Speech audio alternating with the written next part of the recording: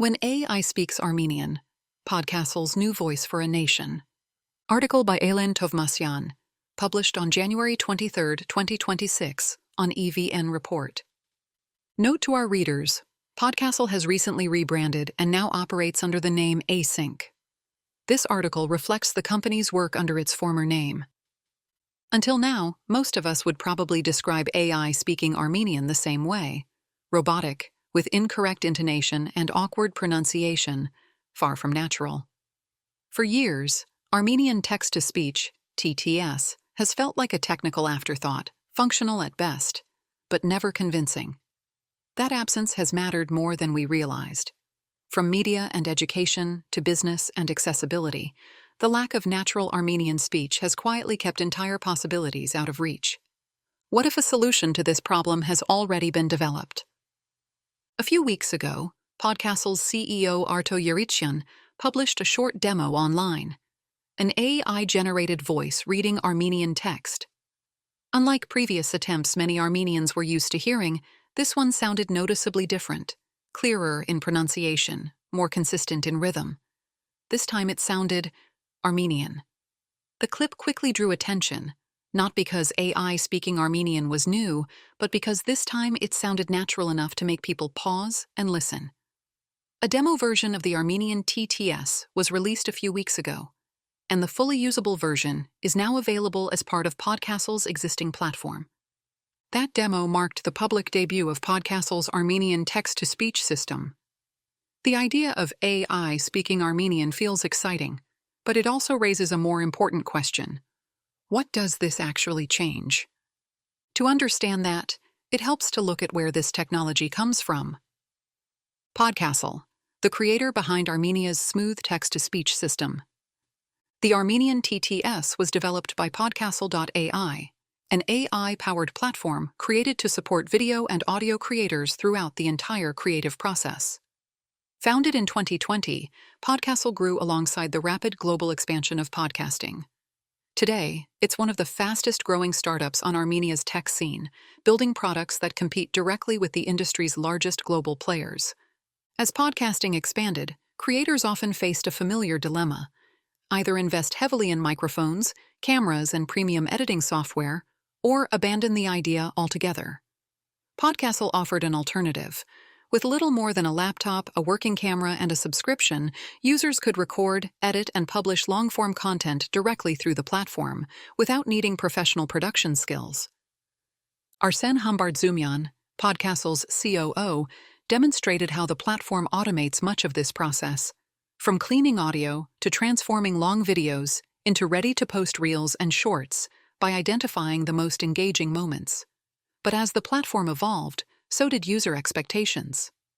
Creators wanted more than tools to edit their own voices. They wanted to generate audio from text, add voiceovers, and scale content production without recording every line manually.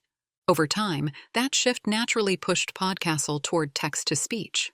Over the years, the company refined its TTS models in widely spoken languages, such as English and Spanish. Eventually, they reached a level of quality that attracted interest from major players in the entertainment industry.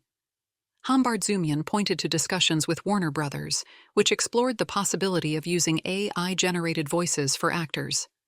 The appeal is straightforward. Imagine filming a 1-minute teaser with Clint Eastwood, now 95 years old. Flying him to a studio, coordinating schedules, and covering production costs, all for 60 seconds, quickly becomes impractical. High-quality AI voice offers an alternative the industry is increasingly willing to consider. After building reliable systems in other languages, the question of Armenian became unavoidable. When talking about why they decided to build Armenian TTS, Hambardzumyan and Podcastle's CEO Elen Tovmasyan explained that the answer wasn't framed in market size or growth projections. It was simpler. Just because it is Armenian. That decision, Hambardzumyan noted, also coincided with the rapid expansion of AI voice agents globally and a growing demand for localized voices. Expected and unexpected implications of Armenian TTS. As Armenian TTS moves closer to real-world use, its most immediate impact will likely be felt in business. The first use case Tovmasyan associates with the product is voice agents, particularly call centers and customer support systems. Armenian companies can upload answers to frequently asked questions and let AI handle routine interactions in Armenian, reserving human operators for more complex or sensitive cases.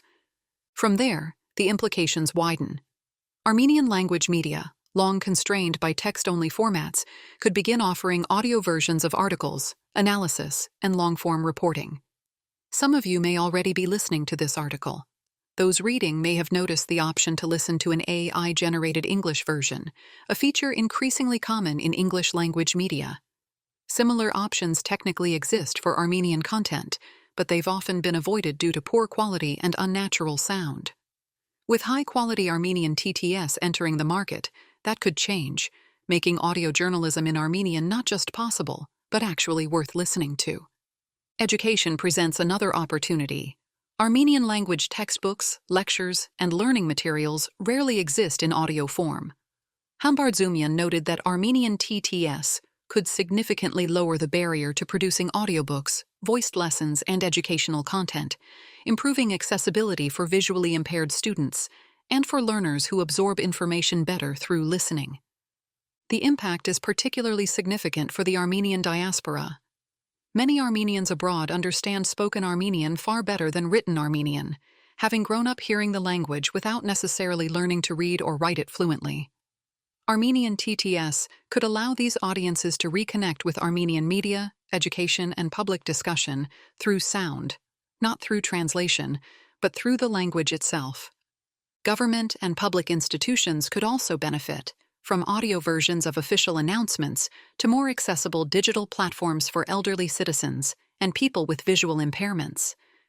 There is, inevitably, a cultural layer to all of this. Technology speaking Armenian, clearly and naturally, challenges the long-standing assumption that smaller languages must accept lower-quality digital tools. It places Armenian on more equal footing within global AI systems, not as an exception, but as a language worth serious technological investment. Ethical questions behind AI voices. Progress at this scale, however, also raises questions, particularly around voice, ownership, and consent. As Armenian text-to-speech becomes more natural, concerns merge about its impact on voice actors working in an already small and limited market. If AI can generate clear, natural Armenian speech at scale, could human voice actors eventually be replaced in routine voiceover work? And as the technology advances, could the risks of unauthorized voice cloning increase? Tovmasyan sees this as part of a broader global challenge facing the AI industry, not a uniquely Armenian problem. He argues that AI voice technology does not necessarily have to undermine voice professionals. Instead, it could enable new models of collaboration.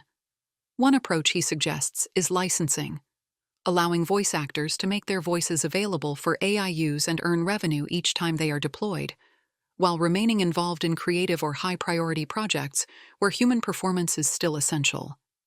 While Podcastle doesn't carry responsibility for how generated content is used, these models could offer a path forward.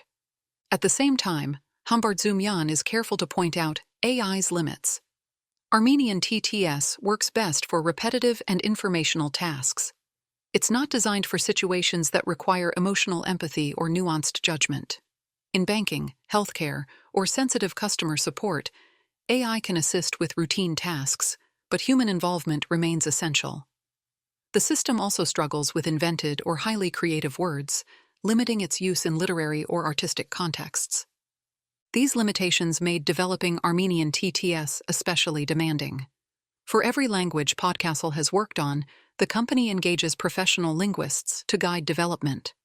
Armenian was different, Tovmasyan explains. Technical benchmarks alone weren't enough. The ultimate test was whether the voice sounded natural to Armenian ears. With a team full of native speakers, everyone became a linguistic reference point, raising both the pressure and the standard. Podcastle doesn't position itself as the authority on how AI-generated content should be used. Instead, Tovmasyan points to broader safeguards, such as clear AI labeling and alignment with evolving regulatory standards in the United States and Europe. These concerns extend far beyond Armenian TTS, he emphasizes, touching the entire AI industry. AI speaking Armenian may sound like a technical achievement, and it is. But it is also something more symbolic. It reflects a shift in how Armenian fits into global technological systems, not as an afterthought, but as a language worth supporting at a high standard. Whether this development ultimately reshapes Armenian media, education, and accessibility will depend on adoption, regulation, and continued investment. What is already clear is that Armenian has entered the AI voice conversation, and this time, it sounds far more natural than before. Perhaps that's the real shift. Not just that machines can now speak Armenian, but that Armenian itself is finally being spoken fluently in the language of modern technology. And this step is being driven not from elsewhere, but by an Armenian startup itself.